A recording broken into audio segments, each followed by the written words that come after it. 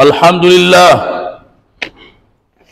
لله الذي جعل الصبر مفتاحا لأسمى المطالب وأعظم به الأجر وأنالهم أسنى الرغائب وبشرهم بأن عليهم صلوات من ربهم ورحمة وأنهم هم المهتدون وأشهد أن لا إله إلا الله جعل عاقبة الصبر نجاحا وأشهد أن سيدنا محمدا عبده ورسوله أقوى من صبر. اللهم صل وسلم على سيدنا محمد وعلى آله وأصحابه أجمعين. أما بعد، فأوصيكم ونفسي بتقوى الله عز وجل، علما بأن التقوى هي السبيل الوحيد المنقذ صاحبه من النار يوم القيامة. Ndugu zangu Waislamu, nawahusieni nyie na kuihusia nafsi yangu katika kumcha na kumwogopa al-Haq subhanahu wa ta'ala. Ifahamike ya kwamba hakuna njia pekee ya kunusurika mja na adhabu za Mwenyezi Mungu yaum al-Qiyama ila kujikita katika zumratu al-muttaqin. Ayuha al-ikhwa, ma zilna fi hadithi an as-sabr. Khutba yetu ya leo ni muendelezo ule wa khutba zilizopita, tukizungumzia as-sabr. Tulisema as-sabr ina vigawanyo vyake: kusubiri katika taa na kusubiri katika maasi na kusubiri katika aqdari Allah, qadari za Mwenyezi Mungu zenye kuumiza. Ama leo khutba yetu ya leo itakuwa tazungumzia katika kusubiri katika maasiyati Allah, kuwa na subra katika kumuasi Mwenyezi Mungu subhanahu wa ta'ala, kwa sababu sote, kila mmoja ana nafsi hapa, na kawaida ya nafsi, inna nafsa la ammaratun bisu. Nafsi kawaida yake huwa inaamrisha uovu tu, lakini pamoja kwamba nafsi yako inakuamrisha uovu, Mwenyezi Mungu subhanahu wa ta'ala amekuwekea mipaka. Jambo hili fanya, jambo hili usifanye. Alipokuwekea mipaka Mwenyezi Mungu subhanahu wa ta'ala, hikamu za Mwenyezi Mungu za kujulisha kwamba lile jambo ambalo amekuwekea mipaka Mwenyezi Mungu usilifanye lina madhara. Mwenyezi Mungu subhanahu wa ta'ala anaposema la taqrabu zina, ni kwamba zina ina madhara. Watu wasifanye ghushi katika biashara, ni kwamba kuna madhara. Watu wasiseme uongo, ni kwamba kuna madhara. Kila jambo ambalo Mwenyezi Mungu subhanahu wa ta'ala amekuwekea hududi, amekuwekea mipaka usiliingie, jambo hilo lina madhara. Kwa hiyo kule kutokuingia katika maharimu ambayo Mwenyezi Mungu amekuharamishia, nako pia kwa hitaji subra kubwa sana, kwa sababu siku zote nafsi ya kuita wewe, ya kulingania wewe uweze kuingia katika mambo ambayo Mwenyezi Mungu subhanahu wa ta'ala ameyaharamisha. Kwa hiyo uwe na subra. Lakini leo tutazungumzia sababu ndogo au sababu fupi za kuweza kumfanya mtu awe na subra katika kumuasi Mwenyezi Mungu subhanahu wa ta'ala. Sababu gani ambazo waweza wewe kwa sababu hizo ukiwa unazo hutoweza kumuasi Mwenyezi Mungu subhanahu wa ta'ala? La kwanza, ukiwa na subra katika kumuasi Mwenyezi Mungu subhanahu wa ta'ala, ni kwamba wewe una sababu katika sababu ambazo tutazitaja. Mahabbatullah, mahaba ya Mwenyezi Mungu subhanahu wa ta'ala. ukiwa wampenda Mwenyezi Mungu kisawasawa, ukiwa wamfahamu Mwenyezi Mungu Subhanahu wa Ta'ala kisawasawa kwamba yeye ndiyo aliyekuumba na yeye ndiyo anastahiki wewe umwabudu, si mwingine yoyote, basi jambo lolote ambalo amekuamrisha lazima utamtii Mwenyezi Mungu Subhanahu wa Ta'ala, kwa kuwa wewe wampenda Mwenyezi Mungu Subhanahu wa Ta'ala. Mahabbatullah, lazima umpende Mungu.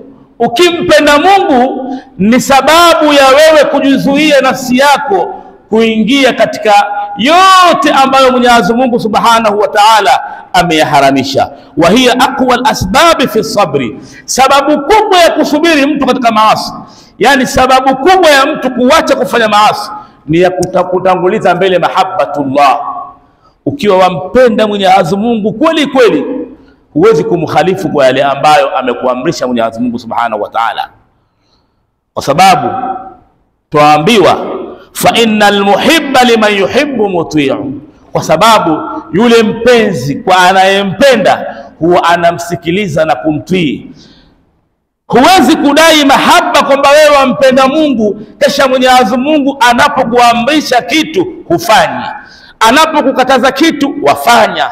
Hayo sio mahaba ya kweli ya Mwenyezi Mungu Subhanahu wa Ta'ala. Kwa hiyo alama za mtu kuwa na subra katika maasi ni kwamba huyu mtu anampenda Mwenyezi Mungu Subhanahu wa Ta'ala. Ukijiona nafsi yako kwenye maasi ndio imetangulia mbele, kwenye uongo ndio uko mbele, huna mahaba na Mwenyezi Mungu Subhanahu wa Ta'ala, wewe ni muongo. Wadhihirisha mahaba lakini mahaba yako sio ya kweli, kwa sababu Mwenyezi Mungu amekwambia la takrabu zina, wewe ndio wa kwanza mzinifu. Mwenyezi Mungu kupitia Mtume Muhammad sallallahu alaihi wasallam, la tahasadu, wewe ndio wa kwanza kufanya husda. Msiseme uongo, wewe ndio wa kwanza. Mahaba yako hayo yatakuwa ni mahaba ya uongo, itakuwa wewe huna subra, na mwisho baada ya kukosa subra Mwenyezi Mungu atakwenda kukuadhibu kwa sababu huna mahaba ya kweli ya kumpenda Mwenyezi Mungu Subhanahu wa Ta'ala.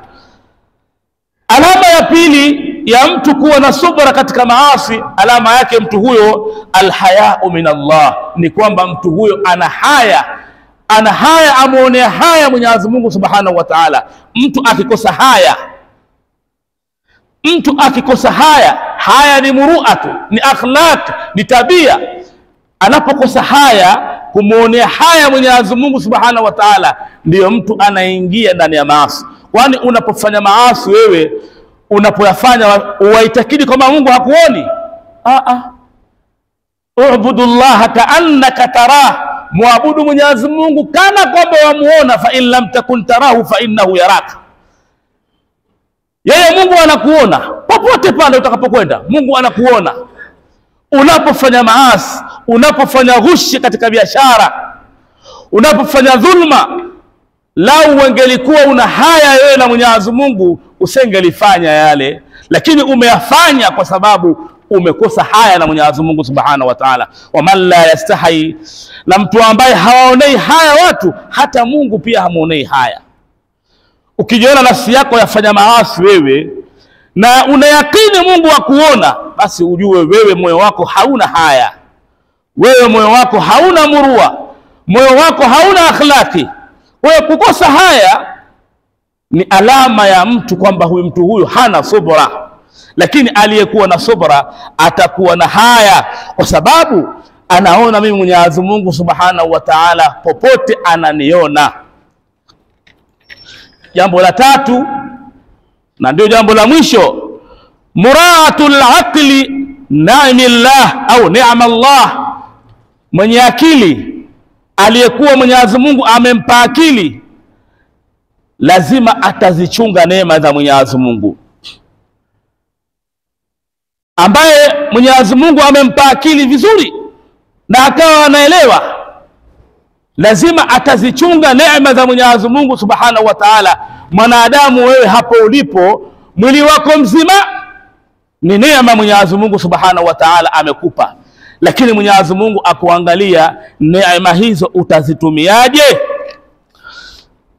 Kwa hiyo mwenye akili atafahamu kwamba mimi nachunga neema za Mwenyezi Mungu na ihsani ambayo Mwenyezi Mungu amenifanyia, basi kwa sababu hiyo siwezi kufanya madhambi, atakuwa na subra. Kwa sababu fa inna dhunuba tuzilu an-na'am, madhambi huwa yanaondoa neema. Ukiwa na neema wewe lakini ukawa neema ile huitumii ipasavyo, wafanya madhambi yale ndiyo sababu ya wewe kuondoka ile neema. Idha kunta fi ni'matin far'aha, ukiwa katika neema yoyote, neema ya siha, neema ya kifedha, vyovyote vile, idha kunta fi ni'matin far'aha, neema ile shekhe ichunge sana. Fa innal ma'siyah, kwa sababu maasi tuzilu an-na'am, maasi huwa yanaondoa neema. Leo twalalamika hali zimekuwa ngumu, lakini mbona hatujiangalii zile hali zetu tunavyomuasi Mwenyezi Mungu? Sababu inna Allah la yughayyiru ma biqaumin hatta yughayyiru ma bi anfusihim, Mwenyezi Mungu habadilishi hali za watu mpaka watu wabadilishe hali zao. Hali zetu zimekuwa mbovu, hali zetu za maasi, hali zetu za kumuasi Mungu, alafu tutaraji pamoja na maasi hayo hali ziwe nzuri? Hapana. Fa innal ma'siyah tuzilu an-na'am, maasi huwa yanaondoa neema. Kwa hiyo usubiri kwenye maasi, usifanye maasi, ukumbuke kwamba wewe una neema za Mwenyezi Mungu nyingi ambazo zimekukumbuka. Neema ya macho, ambalo neema ya jicho hii ikikutoka, hakuna hospitali duniani utaipata jicho hilo, wala hakuna rafiki yako yoyote ambaye ataweza kukupa jicho kwa ajili ya wewe uwe mzima. Hakuna. Ni neema hiyo ya Mwenyezi Mungu Subhanahu wa Ta'ala, ichunge. Manake angalia vinavyostahiki, kwa sababu Mwenyezi Mungu ametupa neema lakini akatuwekea mipaka. Hili usifanye. Usiseme macho si ya kwangu. Macho kweli ni ya kwako, lakini umeambiwa hivi usiangalie. Huyo alokupa macho, huyo ndo aliyekuwekea mipaka kwamba hili fanya na hili usifanye. Mdomo kweli ni wa kwako, huo mdomo huo ni wa kwako, lakini si kila neno useme tu. Ikiwa kuzungumza ni fedha, basi kunyamaza ni dhahabu. Afadhali mtu saa zote unyamaze usalimike. Mdomo ni wa kwako, lakini Mwenyezi Mungu amekuwekea mipaka. Usizungumze kila neno, wazungumze utakalo tu wewe. Hapana, hapana. Kwa hiyo tufahamu kwamba maasi huwa yanaondoa neema. Wal maasi narun na'am, maasi ndiyo moto wa neema. Maana yake maasi huwa yanaunguza neema tulizokuwa nazo. Taakuluha kama taakulu an-nar al-hatab, maasi huwa yanakula neema kama vile moto unavyokula kuni. Ukifanya maasi wewe, neema zapungua. Kwa nini siku fulani hali ilikuwa nzuri? Kwa nini siku fulani zimekuwa hali ni mbaya? Ni kwa sababu ya maasi yako unayofanya. Jichunguze. Wa ma aznaba abdun dhanba, mwanadamu hajafanya dhambi dhambi yoyote ambayo amefanya mwanadamu, illa zalat anhu ni'matun, isipokuwa kuna neema inaondoka. Dhambi yoyote utakayoifanya, basi kuna neema katika neema ambazo Mwenyezi Mungu amekuneemesha, inaondoka neema hiyo. Min ni'amillah bihasabi dhalika adh-dhunub, ile dhambi au ile neema inaondoka kulingana na ile dhambi. Dhambi ikiwa kubwa, basi na wewe pia maisha yanakuwa magumu. Dhambi ikiwa ndogo, kuna neema fulani Mwenyezi Mungu anaiondoa, uitambue ama usiitambue. Lakini ukifanya maasi, basi kuna neema zinaondoka, zile neema zinaondoka kulingana na yale maasi ambayo umeyafanya. Lazima ndugu zangu turudi kwa Mwenyezi Mungu Subhanahu wa Ta'ala, tuwe na subra, tuzifunge nafsi zetu kama tulivyosema huko nyuma. Asabru huwa habsu nafsi, ni kuifunga nafsi ima kwenye maasi, ni kuifunga nafsi ima kwenye akdari Allah, ni kuifunga nafsi ima katika taatullah. Kwa hiyo lazima tuzifunge nafsi zetu, tuzizuie tusiweze kumuasi Mwenyezi Mungu Subhanahu wa Ta'ala, kwa sababu maasi huwa yanaondoa neema. Qala Allah Ta'ala, wa man ya'si Allah wa rasulahu wa yata'adda hududahu yudkhiluhu naran khalidan fiha wa lahu 'adhabun muhin. Barakallahu li wa lakum bil Qur'an al-'azim ونفعني وإياكم بما فيه من الآيات والذكر الحكيم. أقول قولي هذا وأستغفر الله العظيم لي ولكم ولجميع المسلمين والمسلمات والمؤمنين والمؤمنات فاستغفروه إنه هو الغفور الرحيم وهو البر الكريم.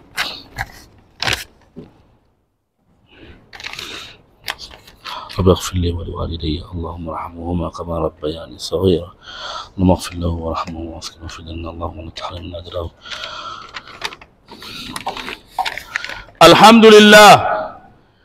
الحمد لله الفاعل المختار، والصلاة والسلام على سيدنا محمد صفوة الأبرار، وأشهد أن لا إله إلا الله الواحد الأحد، وأشهد أن سيدنا محمد رسول الله السيد السند. اللهم صل وسلم على سيدنا محمد وعلى آله وصحبه والتابعين. أوصيكم عباد الله ونفسي بتقوى الله. أما بعد، فقد فاز المتقون. اللهم ارض عن أبي بكر الصديق التقي، وعمر الفاروق النقي، وعثمان ذي النورين الزكي، وعلي الوفي الرضي. وارض اللهم عن الصبتين الجليلين الشهيدين الإمام أبي محمد الحسن وأبي عبد الله الحسين. اللهم اغفر للمؤمنين والمؤمنات الأحياء منهم والأموات إنك سميع قريب مجيب الدعوات يا رب العالمين.